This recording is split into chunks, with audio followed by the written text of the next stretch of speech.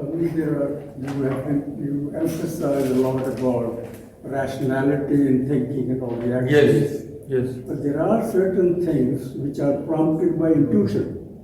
You cannot, I think it's very difficult to relate to them with the rational thinking. For example? Well, I don't know what human being, but for example, the birds, they have an intuition to build their nest. Nobody teaches them anything. That is not at all related to our discussion. Those type of intuition are not at all related to our discussion. The animals, they don't have the discriminating power. They are completely guided by their instincts. So this is... Sometimes the humans are also guided by intuition. Like, that's what I'm asking. Which case do you mean? Give example, but I have encountered with some of the Yeah, but till you give a concrete example, we cannot know what you are trying to say. Instinct is there in all of us. Instinct is there in all of us. But they don't go all the way. I mean, we are not all the time guided by unconscious thinking. So in all our lives, most of the time we are governed by our judgment also. What we have to do, what we don't have to do, we have learned from childhood. First our parents teach us, then we go to school and learn. And finally, we come to these spiritual teachings, which are only for the select few. So all these spiritual persons, they tell us that always use your intelligence. Always use your rationality. Swamiji has said that the difference between human beings and animals is what? Animals sees only a few steps. But if human being also sees only a few steps, just temporary, I will smoke, I will drink, why? I will get pleasure. I will go into some other state. Then whatever happens, I don't care. So what type of rationality is that? So this is the difference between humans and animals, that we should consider the long-term benefits. Finally, what will happen? What will I finally gain? All the things we have to weigh, that is using our intelligence. That is called Buddhi Yoga. In the Gita it is said. And so many places, this term Buddhi occurs in the Gita. So many places. So, even at the end of the whole Gita, when Krishna has taught Arjuna everything, he does not force him. He says, I have told you everything, I know. Now, yatha ichchasi tatha kuru. You do what you feel to be right. He does not say, no, you have to.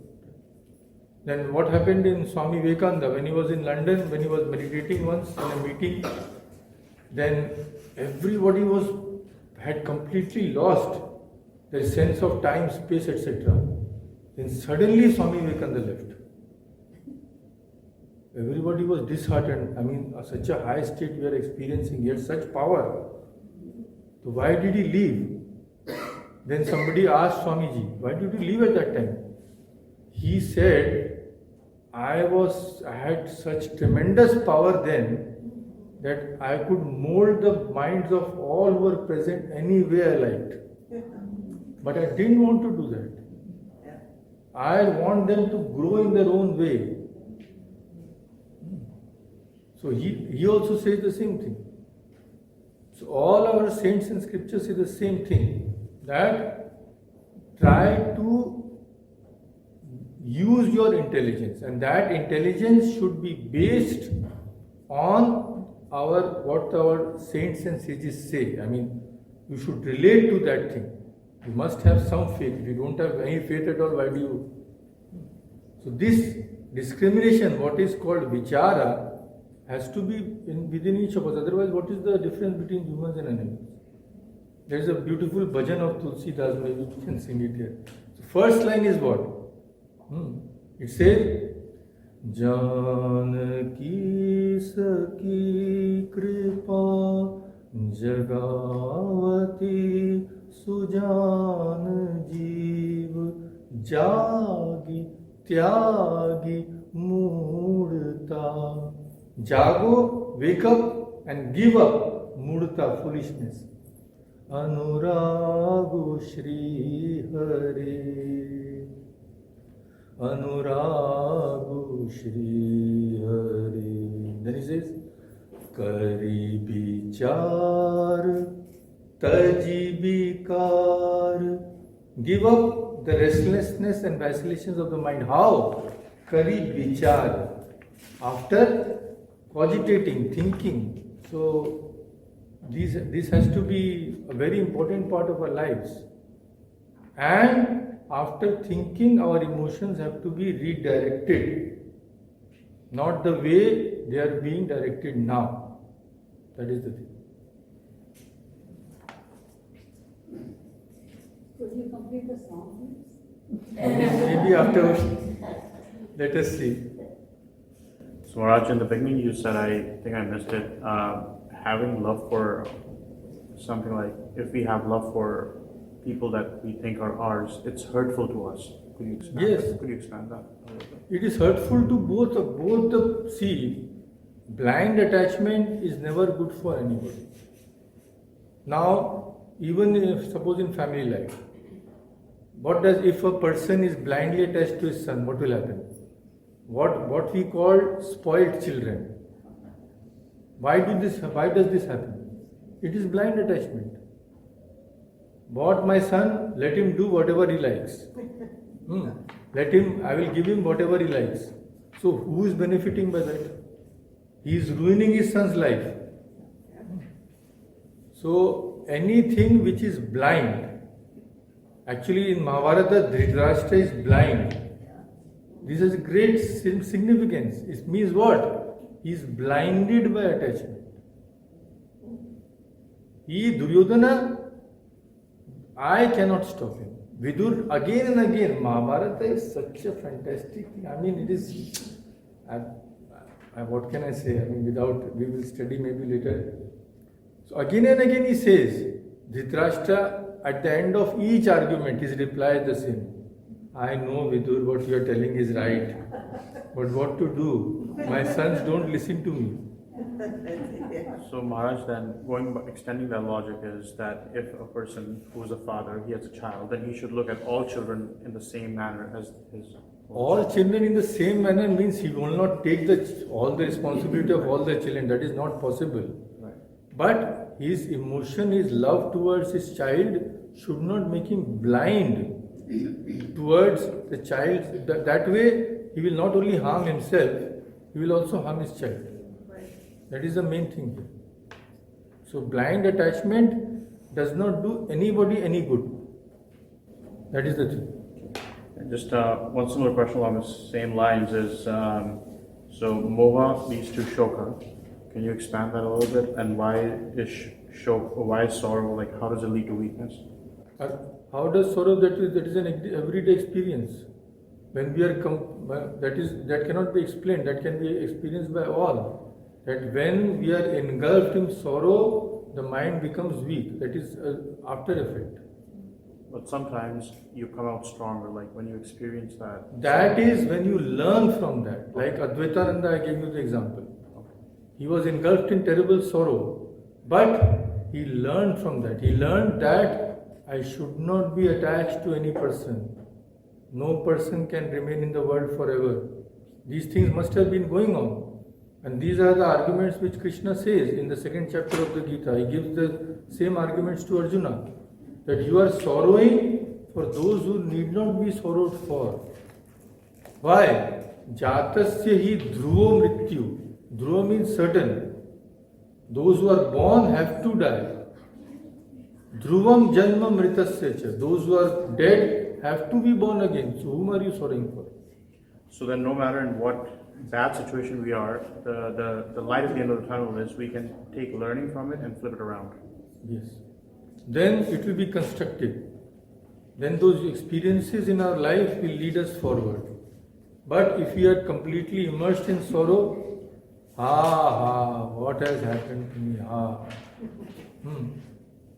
I'm not saying this is easy. It is not easy. If it was easy, then all of us would have become saints. requires long training. Long training. That is why so much has been taught in the Gita. I mean, all the Devi Sampad, divine qualities, they have to be practiced. Not one day, year after year, with great tenacity, discipline. Swami Vivekananda himself says, to attain this non-attachment is a life's work. But that is the goal. We have to keep in mind the goal. It may take long, what is there? Once we attain it, the work is done. Thank you very much. Yeah, please. You mentioned that had in the front, I'll say the front row, but had Arjun seen Duryodhan and others in the front row, he would get this sort of a response. Maybe it Maybe wouldn't. it would Yeah. have come. I'm wondering whether that was destiny or whether that was something that it was done this way so that we could then have the. Yeah, that we don't know what was God's plan, but so this is just a guess that because his main reaction, the main cause for this kind of reaction was he saw those whom he loved and revered also, along with the evil-minded Duryodhana. That was the main problem. So we can only guess that maybe he had only seen those evil people, out and out evil, then he would not have any doubt. But problem is those who were very good were taking his side, Duryodhana's side. So he said that rather than kill my dear ones, let Duryodhana also go, I don't care. Let the society fall to pieces. Let them kill us. Let them take our kingdom. What kind of pity is that? Yeah, please. You want to ask? I am ready to tell Shloka. Yes, we are also ready to hear you. Just one or two. Yeah. I guess Arjuna is asking lots of questions in the Gita. I think it's for benefit of all of us, right? I mean, Yes, of course. all those questions and all these things are Of course. for our benefit. Naturally. That is what our scriptures are there for. Not that it's too big a lot. So you spoke about Maya and Daya. So in life, essentially, we do need Maya in order to survive. How? Right? Like, I mean, when you're born, you look up to your mother. Your father. That is not Maya. But you said love for one's own. Blind attachment for somebody just because he happens to be loved by you or he is your blood relative. That is Maya. So suppose you know that you are born in a family, etc. Now you know that one person in your family is not a good person. You know. Suppose it happens. And still you protect him, still you hide him, still you don't let justice get to him. So in that way, if you encourage his wrongdoings, that is Maya. Because it is centered on your attachment. So if your feelings are completely limited to those people to whom you are attached by blood relations or something, and you don't feel anything for others at all just because they are not your relatives, that is Maya. Because you are limiting yourself that way. You are contracting yourself, and we have to expand ourselves. The goal is to see God in everybody, the soul in everybody. So if we limit ourselves to a few persons just because they are bound to us by some relations, and relations are so fragile, they can break in one moment. Today's world or any world, any day's world. So you may find that you have been supporting him throughout, and next thing you know, he turns upon you. So what will happen? So this is what is meant.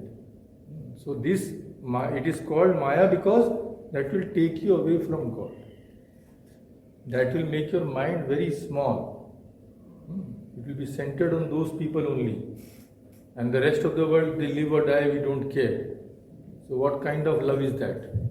If it is only for a few persons and it does not take care of anybody else. That is the thing. It is not that we should not love or respect our parents specially. Swami Vivekananda says, one who does not care for his own mother, how can he care for other mothers in the world? Of course, feeling and, we don't have to be fools. Our primary duty is for those who are near us. Naturally, you cannot regard a woman who lives 1,000 miles away and in the same way as you do your mother. That is not the intention here. Your mother is special, of course. But we should not become blind in that case also. That is not good. And after doing our duty to mother, we also have to do our duty to the world also. That is the thing.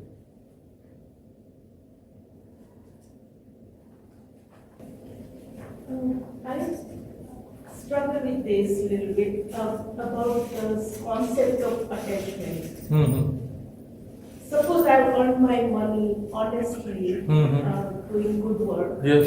and I can afford to buy an expensive car and I buy it. And I'm not this attachment thing now, guys, that I'm ready to, I don't get upset if someone dents it or I dent it myself. I'm ready to share the keys with my friend who is a car tomorrow. Yeah. And so I'm not attached to that car in that respect.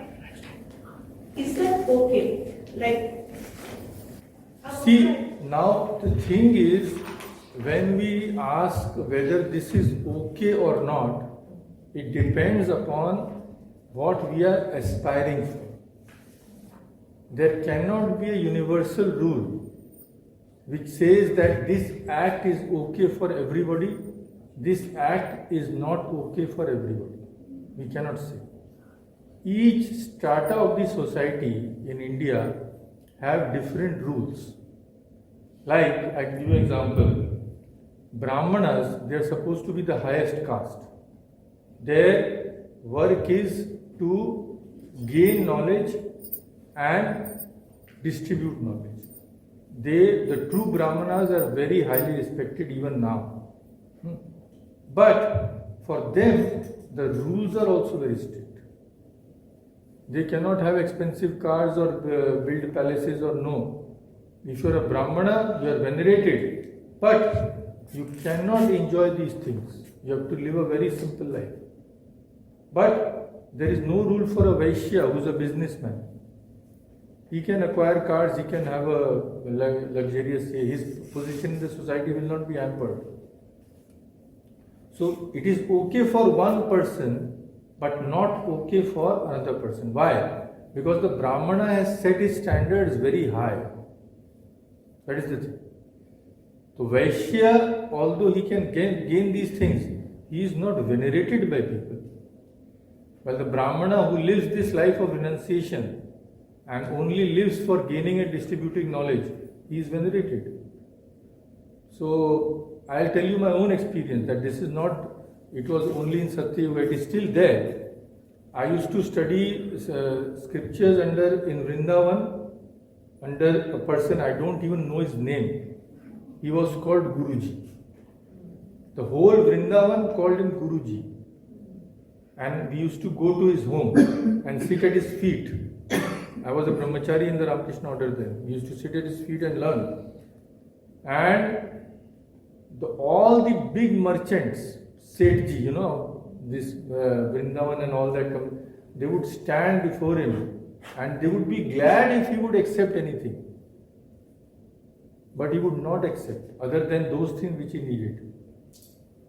He himself told me that he married his daughter without asking anything from anybody. Whatever needed came of itself. So everybody revered him like a rishi, although he was a householder. So what is okay or not okay depends upon what our sights are set upon. If our sights are set upon in this world, it's okay. I will not do anything wrong, but I want to enjoy the pleasures of the world without harming everyone. And I have my friend circle, I would be charitable, generous. There is no harm. It's okay. But if our sights are set higher, if we are really discriminating, if we find the hollowness of all these so-called luxuries, if we find that they cannot give us real satisfaction, then we go higher. Then when we go higher, suppose we renounce the world, then those things are not okay for us. So whether something is okay or not will depend on what our attitude towards the world is, and then what is the path which we have chosen for ourselves. So the rules for monks are very strict. You cannot go anywhere you like. Like after coming to Canada, I think this was the second time in my life after becoming a monk for 34 or 5 years. Second time in my life maybe I went to have outside food in some restaurant or something like that. It is unthinkable in India, unbelievable. You cannot even imagine such things. So rules are very strict. Why? Because they set the standard. The monk's life, so Sri Ramakrishna says, it should be like that because others will learn from his life. So his life is not only for him, and only if this ideal is demonstrated by someone will people follow them. Otherwise, if a person who has luxury cars is talking about renunciation, what you are telling? You are yourself enjoying everything and telling us all this.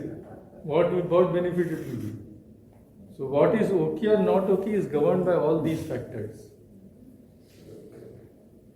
You just mentioned that monks have a very strong rules to sort of live by, and you mentioned that outside food is one of the things that. Can you explain exactly why? Is that, like, why should it be that? Because the ideal of the monk is only one, that is renunciation. Giving up. Giving up what? Giving up the lower for the higher. The lower is the world, all its luxuries, all its enjoyments, all its sense pleasures, all its pursuits. This is the lower thing. And higher thing is spirituality, God, dharma, etc. So without giving up the lower, how can you get the higher? It is not possible. Because those are opposite in nature. So if these rules are not there, if there is no discipline, then the mind can never come under control. If the mind can never come under control, then there is no chance of gaining even the first step in spirituality.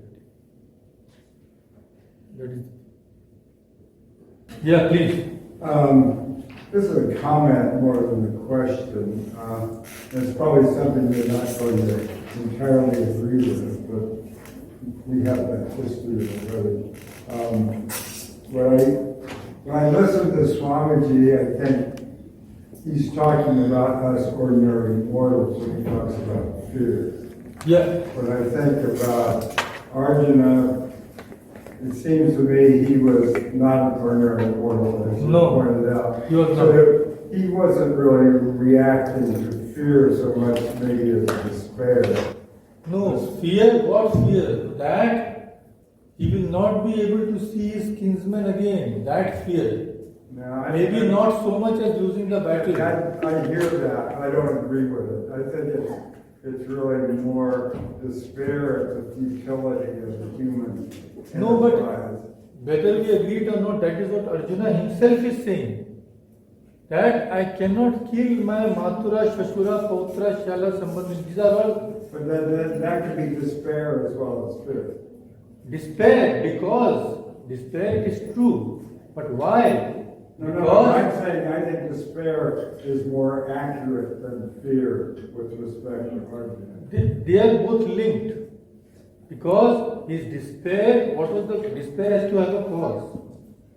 What was I think he was seeing these two clans battling, he had connections to both, and he thought, oh, this is truly pointless. This is the futility of human endeavor on the physical plane. No, but this is, if only this reason was there, then why did he mention I this? didn't say only, but I think it was the predominant one. Maybe we cannot have that 40%, 60% because we don't know. Having a conversation. Yeah, that is true. But going on his own words, we can safely assume that the primary reason was that he feared, he despaired that he will be killing whom he considers to be one's own. Why would he be afraid of that? I think he'd be sad. He would be sad. I won't be afraid. If I have to harm somebody whom I love, I won't be afraid. I know that afterwards he will cease to exist. I won't be afraid of losing my near and dear one. Anyway, Now if Mr. Smith says that he will not come to the next retreat, I will be terribly afraid. Yeah. Because I want to see him again as often as possible. Is it matter of semantics, what we call in despair versus fear? The despair is the real situation, start with the first teaching. But we're calling it fear of path, killing them. But it's a matter of semantics between the despair and fear in fact. See, these cannot be shut down in watertight compartments because it is the sum total of all these feelings which is causing this tumult in Arjuna's mind. That is the thing. So we cannot say it is one reason. That is the thing. Like Mr. Smith came here to meet all these people whom he hadn't seen for so many years, then to also see Vancouver, then also see this beautiful place, Shadboard, then maybe also to hear Swami Vimohananda. So you cannot shut these into watertight compartments. It was, or maybe because Maitri ji had told him to come. So we can settle this difference between the two words by if we use the word confused and confounded. Yes. Replace the despair and fear with that. Or when you started your first. Yeah, that is individual preference. I mean, we can interpret it any way you like. Would you agree with that? I'll go with that.